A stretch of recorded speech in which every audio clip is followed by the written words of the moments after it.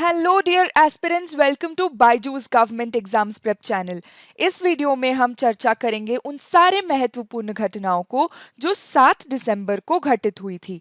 We shall discuss all the important facts related to this day in history, that is 7th December, which are most important from the point of view of all the government exams. चलिए शुरू करते हैं आज का discussion. आज जो पहले topic हम डिस्कस करेंगे वो है 1825, the first trans ocean steamship reached Calcutta.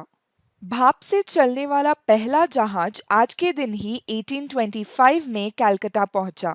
इस जहाज का नाम था SS enterprise. This was the first steam run ship to India.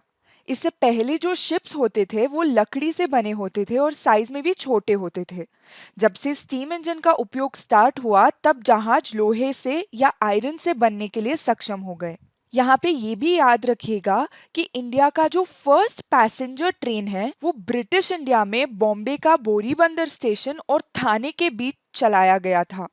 It was dedicated by Lord Dalhousie, जो 1848 से 1856 तक इंडिया के गवर्नर जनरल थे। ये पैसेंजर ट्रेन पहली बार चली थी ऑन 16th ऑफ अप्रैल 1853। तो इस टॉपिक में आपको याद रखना होगा the name of the first transocean steamship that reach Calcutta in the year 1825। अब बढ़ते हैं अगले टॉपिक की ओर, जो है 1879 में एक भारतीय स्वतंत्रता सेनानी भागा जतिन का जन्म। भागा जतिन जो एक इंडियन फ्रीडम फाइटर थे, इनका जन्म हुआ था 7 दिसंबर 1879 में। इनका जन्म हुआ था कुश्तिया नामक एक गांव में जो वर्तमान बांग्लादेश में है। इनके जन्म पे इनका नाम रखा गया था Jatindra Nath Mukherjee. His parents were Sharad Shashi and Umesh Chandra Mukherjee, और इनका विवाह हुआ था इंदुबाला बैनर्जी से। He is popular with the name Bagha Jatin, which means tiger jatin. The government of Bengal had awarded him a silver shield for fighting with a Royal Bengal tiger hand in hand and killing it. तब से title जो है भागा इनके नाम से जोड़ा गया। ये फ्रीडम फाइटर जो है वो जुगंतर पार्टी के प्रमुख थे। Jugantar party was central association of revolutionary freedom fighters. Bagha Jatin अनुशीलन समिति के साथ भी संबंध रखते थे। अब जुगंतर के बारे में बात की जाए तो the Jugantar party was established by Aurobindo Ghosh, उनका भाई बरीन घोष, भूपेंद्रनाथ दत्ता, राजा सुबोध मलिक इन अप्रैल 1906। Jugantar was one of the two main secret revolutionary trends operating in Bengal for Indian independence. Next event to have occurred on 7th of December is attack on Pearl Harbor. 7th दिसंबर 1941 में Japanese forces ने Pearl Harbor में अमेरिकी बेड़े पर हमला किया, जिसमें 2000 से ऊपर लोग मारे गए। ये पर्ल हार्बर जो है ये एक यूएस नेवल बेस है नियर होनोलुलु इन हवाई। इस अटैक के दौरान इंपीरियल जापानीज एयरक्राफ्ट्स ने यूएस नेवल बेस पर हमला किया। इस अटैक में 2000 से ऊपर लोग मारे गए थे और यूएस बैटलशिप्स यूएसएस एरिजोना और यूएसएस ओक्लाहोमा पूरी तरीके से नष्ट हो गए थे। These बैटलशिप्स were completely destroyed. ये अटैक जापानीज फोर्सेस द्वारा किया गया सरप्राइज अटैक था on United states of America, जो तब तक एक न्यूट्रल कंट्री था। ये जो अटैक है this happened without a declaration of war और विदाउट एनी वार्निंग। तो इस अटैक का नतीजा क्या था?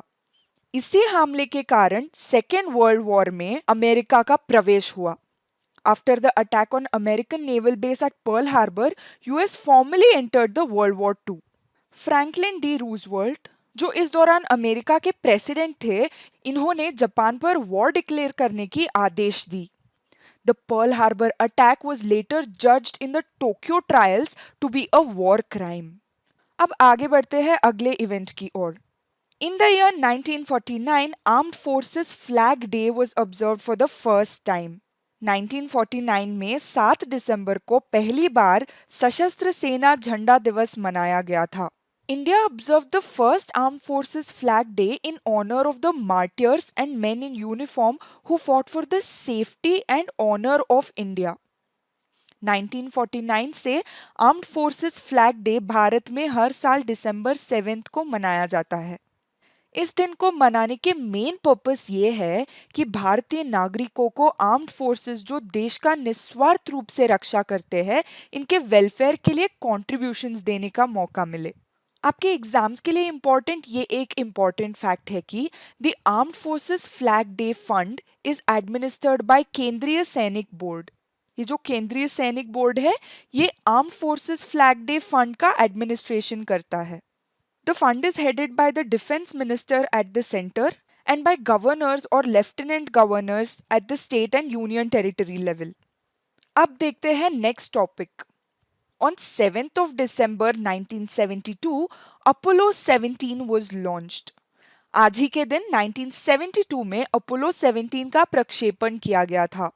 अपोलो 17 जो है ये नासा का अपोलो प्रोग्राम का आखिरी मून लैंडिंग मिशन था। Project Apollo या Apollo program succeeded in landing the first humans on moon from 1969 to 1972.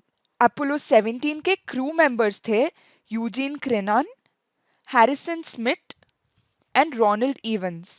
इनमें से Eugene Cernan and Harris Smith Taurus Littrow valley में उतरे और इन्होंने 3 मून वॉक्स पूरा किया और सैंपल्स कलेक्ट किए।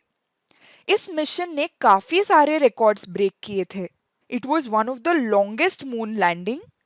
It is known for longest extravehicular activities जो थे moon walks. It is known to have spent longest time in lunar orbit जो था 6 दिन और 4 घंटे।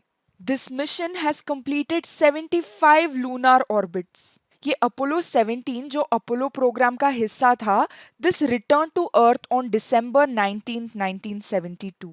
अगला इवेंट जो हमारे लिए इम्पोर्टेंट है वो है 1995 American robotic space probe Galileo arrived at Jupiter. Jupiter को ऑर्बिट करने वाला पहला ऑर्बिटर था गैलीलियो ऑर्बिटर।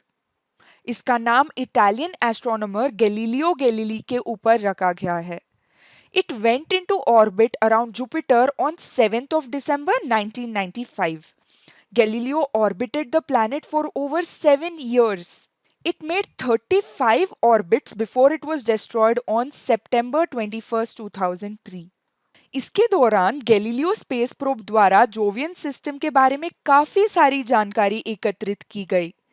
ये स्पेस प्रोब एक्टिव था फ्रॉम द ईयर 1995 टू 2003। अब डिस्कस करते हैं जुपिटर स्पेस प्रोब से रिलेटेड फैक्ट्स जो आपको याद रखने होंगे। हमने डिस्कस किया कि गैलीलियो जुपिटर को ऑर्बिट करने वाला पहला ऑर्बिटर है। The second spacecraft to orbit Jupiter is Juno. तो आपको ये याद रखना होगा कि पहला ऑर्बिटर जो जुपिटर को ऑर्बिट किया वो था गैलीलियो और सेकेंड ऑर्बिटर जो जुपिटर को ऑर्बिट किया वो है जूनो। अब ये भी ध्यान में रखिएगा कि pioneer 10 was the first spacecraft to reach the planet Jupiter on 4th of December 1973. This was the first spacecraft to reach Jupiter. अगर आपसे एग्जाम में पूछा जाएगा कि which was the first spacecraft to reach planet Jupiter, then उसका answer होगा pioneer 10। चलिए अब डिस्कस करते हैं क्वेश्चंस जो आज के डिस्कशंस पर आधारित है। इन क्वेश्चंस के जवाब कमेंट सेक्शन में आप लिख सकते हैं। Question number 1 is, what is the name of the first trans-ocean steamship to India? Option A SS Enterprise, Option B the Hooghly, Option C Hug Lindsay या Option D the Brahmaputra. Question number 2, Pearl Harbor पर 1941 के हमले के दौरान America का राष्ट्रपति कौन थे? Was it A Woodrow Wilson, Option B Herbert Hoover, Option C Franklin D Roosevelt या Option D Harry S Truman. Which is the first spacecraft to orbit Jupiter? Is it Option A Juno, Option B Galileo, Option C Pioneer 10 या Option D Jupiter Icy Moon Explorer? Question number 4. Which among the following manages the Armed Forces Flag Day Fund? Option A Indian Soldiers Board, Option B केंद्रीय सैनिक board, Option C Indian Defense Forum या Option D Ordnance Factory Board. आज का last question, who among the following was not a part of the crew on board Apollo 17? Was it Eugene Cernan, Option B Harrison Smith, Option C Ronald Evans या Option D Alan Bean? With these questions, we've come to the end of today's discussion. अगर आपको ये video पसंद आया हो तो इस video को ज़रूर लाइक करिए और अपने फेलो एस्पिरेंट्स के साथ भी शेयर करिए। कल फिर से मुलाकात होगी for more important facts for your government exam preparations. Thank you for watching.